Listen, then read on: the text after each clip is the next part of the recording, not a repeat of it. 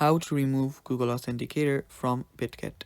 Hello guys, and welcome back to another tutorial video. Now let's get started. First of all, head over to your Bitget. After you open up your Bitget, make sure that you're logged into your account.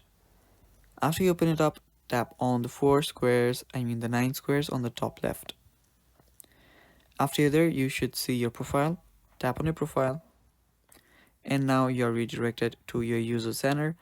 Now tap on security, and after you're on security, you will see your security level and so much more other settings. Now under here, you will need to make sure that you have at least two-factor authentication enabled. So if you want to remove your Google Authenticator, you will need to have some other way for your two-factor authentication. So if you have that, tap on Google Authenticator and you'll see unbind Google Authenticator.